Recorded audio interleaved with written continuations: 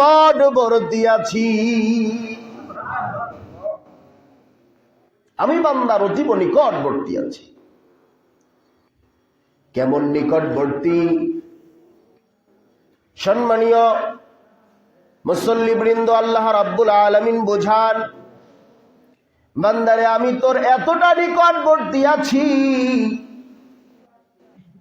যেন তোমার ঘাড়ের যে শাহরগ বলা হয়, তোমার ঘাড়ের মধ্য দিয়ে একটা ছোট্ট দুই পাশ দিয়ে রগ চলে যায়, যেই দুইটা রগের মাধ্যম দিয়ে ব্রেন থেকে তোমাকে সিগন্যাল সাপ্লাই করা হয়।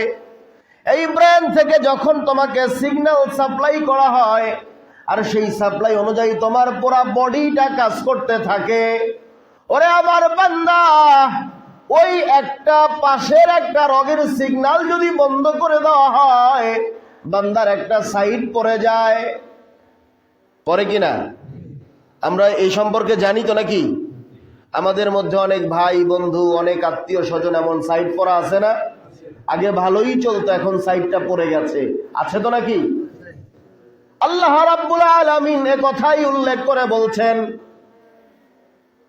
যখন তোমার মাথার মধ্য থেকে ব্রেনের থেকে দুইটা রগের মাধ্যমে একটা সাইডে একরকম সিগন্যাল আর একটা সাইডে আর এক রকম সিগন্যাল, এইটার উপরে একটু সায়েন্স নিয়ে যদি বুঝতে যান, হুজুর কিভাবে সম্ভব দুইটা সিগন্যাল দুই রকম? কেমন?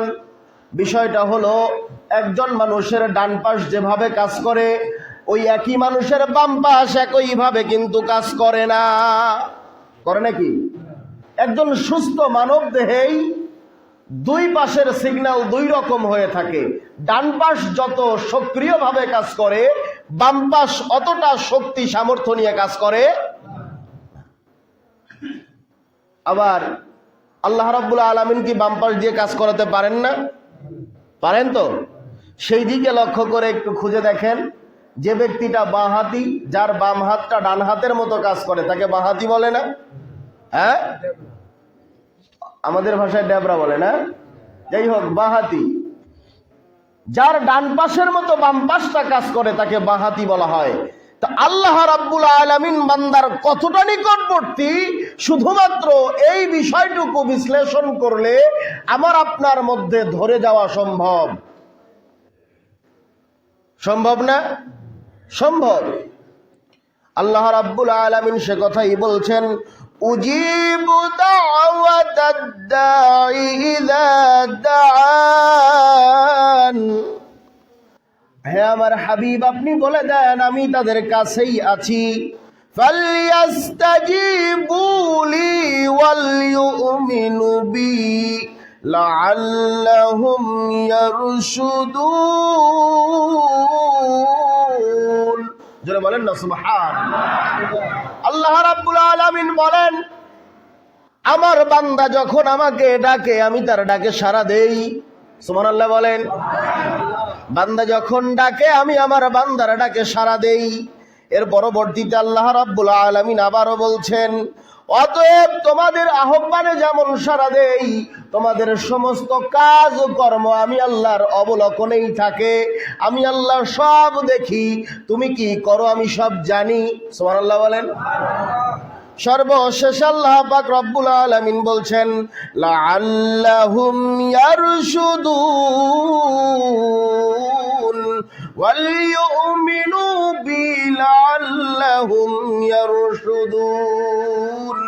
অতএব আমার ওই বান্দাগুলোকে বলো, আমি যখন সব জানি, আমি যখন সব বুঝি, আমি যখন তার ডাকও শুনি, তার ডাক শুনে জবাবটাও দিয়ে থাকি, অতএব সে যেন এদিক সেদিক না করে, আমি আল্লাহর উপরে যেন সে ঈমান আনয়ন করে, আর সে যেন সরল সঠিক পথে চলতে থাকে। আল্লাহ রাব্বুল আলামিন এই কথা আপনাকে আমাকে বলছেন যে, বান্দা তুমি তো বুঝলে, আমি আল্লাহই তোমাকে বললাম যে আমি সব জানি, আমি সব বুঝি, তুমি যে আমি আল্লাহকে আল্লাহ বলে ডাকো সেটাও শুনি, তুমি ডাকলে আমি তার সাড়াও দিয়ে থাকি। অতএব তুমি এদিক সেদিক যাওয়ার দরকার নাই, এখনো সময় আছে, ঈমান আনয়ন করো, সরল সঠিক পথে চলো। এবার আসেন, আল্লাহ রাব্বুল আলামিন ইজ্জত, সমগ্র জগতের মালিক, এতে কোনো সন্দেহ আছে আমাদের? কারোর কোনো সন্দেহ থাকার কথা না। আল্লাহ রাব্বুল আলামিন সূরাতুল ফাতিহা দিয়ে কোরআন শরীফে ঢুকতে হয়। কোরআন শরীফে প্রবেশ করার জন্য কোন সূরা দিয়ে ঢুকতে হয়? সূরাতুল ফাতিহা। একজন তেলাওয়াতকারী যখন তেলাওয়াত করে, কোরআন শরীফ খোলার আগেই খুলতে শুরু করেছে, তখন পড়তে শুরু করে আলহামদুলিল্লাহি রাব্বিল আলামিন। আবার প্রত্যেকটা নামাজের শুরুতে যে কিরাত দিয়ে শুরু করতে হয়, যে সূরা তেলাওয়াত করে শুরু করতে হয়, সেই সূরাটার নাম হলো সূরাতুল ফাতিহা। এখানে আমরা সর্বপ্রথম যে আয়াতটা তেলাওয়াত করি, আয়াতটা হলো আলহামদুলিল্লাহি রাব্বিল আলামিন। সুবহানাল্লাহ বলেন।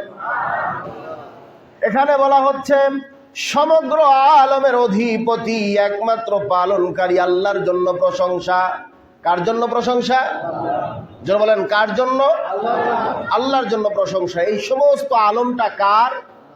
যারা বলেন কার? যারা বলেন কার? সন্দেহ নাই তো? সম্মানিত হাজিরিন, যদি সন্দেহ থাকে ঈমান নষ্ট হয়ে যাবে, ঈমান নষ্ট হয়ে যাবে। আলহামদুলিল্লাহি রাব্বিল আলামিন, এই আলামিনের মধ্যে এমন ভাবে আল্লাহ তাআলা আমাকে আপনাকে আবদ্ধ করেছেন, তা যদি আমি আপনি পরিপূর্ণ বুঝতে পারতাম, আমার আপনার বের হওয়ার কোনো রাস্তা ছিল না। আজকের মূল টপিকস হলো আযান এবং জামাত সম্পর্কীয়।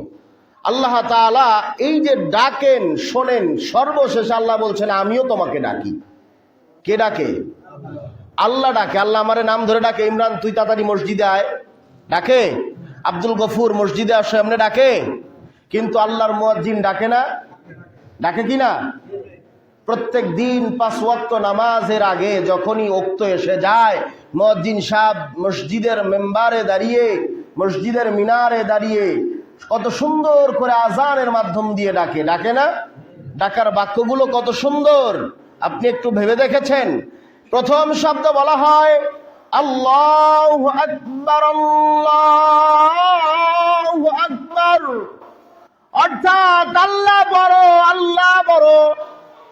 এই যে সিগন্যালটা দেওয়া হয় কিতাবের মধ্যে বাবুল আযানে দেখলাম আল্লাহ রাব্বুল আলামিনের এই শব্দ যখন সমগ্র বিশ্বের মানুষ, যখন কোন জীব, যখন কোন জন্তু, যখন কোন সৃষ্টির সামনে আল্লাহু আকবার বলা হয়, সাথে সাথে সমস্ত জীবের কর্ম বন্ধ হয়ে যায়। সুবহানাল্লাহ।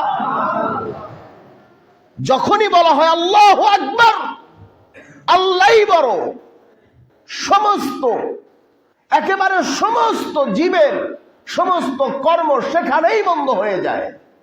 এক মুহূর্তের জন্য কোন জীব, কোন জন্তু, কোন সৃষ্টি সামনে আগায় না। তারপরে আবার সাক্ষ্য দিচ্ছে আশহাদু আল্লা ইলাহা ইল্লাল্লাহ। সুবহানাল্লাহ বলেন। এই মুয়াজ্জিন সাহেব বলছে আমি সাক্ষ্য দিচ্ছি, অতএব আমরা সাক্ষ্য দিচ্ছি আল্লাহ ছাড়া কোনো ইলাহ নাই, আল্লাহই একমাত্র আমার আপনার যোগ্য ইলাহ, যার ইবাদত করার মতো, যার ইবাদত করা যায়। বলেন সুবহানাল্লাহ। বলছেন না কথাটা? প্রথমে বললেন আল্লাহ বড়, আল্লাহ ছাড়া আর কেউ বড় নাই, অতএব আল্লাহ তোমাকে ডাকে। তারপরে শোনালেন কি? আল্লাহ রাব্বুল আলামিন অবশ্যই আমার তোমার ইলাহ, আমার তোমার মাবুদ, আমার তোমার সৃষ্টিকারী, লালনকারী, পালনকারী। ইলাহ শব্দের মধ্যে, শুধুমাত্র ইলাহ শব্দের মধ্যে সমস্ত কিছু বিদ্যমান। আলহামদুলিল্লাহি রাব্বিল আলামিন বিদ্যমান, আর রহমানির রহিম বিদ্যমান, মালিকি ইয়াউমিদ্দিন বিদ্যমান, ইয়্যাকা না'বুদু ওয়া ইয়্যাকা নাস্তাঈন বিদ্যমান। এই যে প্রথম 5টা লাইন, প্রথম সূরা ফাতিহার 5টা লাইনের মধ্যে আল্লাহ পাক তার অধিপতি, আল্লাহ তার আধিপত্য যেভাবে বিরাজ করেছেন, এই বিরাজীয়মান আধিপত্য একমাত্র আল্লাহ তাআলার জন্য। যদি কোনো বান্দা তা অস্বীকার করে, সঙ্গে সঙ্গে ওই বান্দা কুফরি করবে, কাফের হয়ে যাবে, এতে কোনো সন্দেহ। এবার আসেন কিভাবে বান্দা কুফরি করে। সম্মানিত হাজিরিন, এই আযানের মধ্যে পরবর্তী পংক্তিতে কি বলছে, পরবর্তী কৃত লাইনের মধ্যে কি বলছে? আল্লাহ রাব্বুল আলামিনের পক্ষ থেকে এর পরবর্তী লাইন এসেছে, আশহাদু আন্না মুহাম্মাদার রাসূলুল্লাহ। সুবহানাল্লাহ বলেন। আল্লাহ আমি সাক্ষ্য দিচ্ছি, আপনি ইলাহ তো মেনে নিলাম, মুহাম্মাদুর রাসূলুল্লাহ সাল্লাল্লাহু আলাইহি ওয়াসাল্লাম আপনার রাসূল, এতে কোনো সন্দেহ আছে? আমারও রাসূল, আপনি আমাকে তার উম্মত করে দুনিয়ায় প্রেরণ করেছেন। হে আমার মালিক, আমার আল্লাহ, আমি সাক্ষ্য দিলাম। এবার আপনার সাক্ষ্য দেওয়া শেষ, সাক্ষ্য দেওয়া শেষ। এবার মুয়াজ্জিন সাহেব তো ভয়ানক কথা বলবে। কি কথা বলবে? ভয়ানক কথা বলবে। সর্বপ্রথম যখন ডাক দিবে, হাইয়া আলাস সালাহ,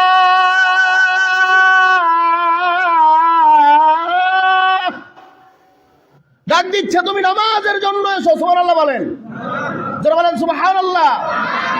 জানেন এখানে সলাহ শব্দের অর্থ দিয়ে নামাজের জন্য ডাকা হয়েছে। আসলে এর মধ্যে কোন কথাটা নিহিত আছে জানেন? আল্লাহ পাককে তুমি এত সময় যে বরত্বের স্বীকারোক্তি দিলে, এত সময় আল্লাহকে ইলাহ মানলে, এত সময় রাসূলকে রাসূল মানলে, এবার তার প্রমাণ করো। এবার প্র্যাকটিক্যালি প্রমাণটা করো না, এবার প্রমাণ করো। হাইয়া আলাস সালাহ, তুমি যখন মেনে নিয়েছো বুঝলাম, এবার আসো নামাজে চলে আসো। আল্লাহ তোমাকে ডাকতেছেন, এবার তুমি কোথায় আসবে? জোরে বলেন, কোথায় আসবে? নামাজে চলে আসো।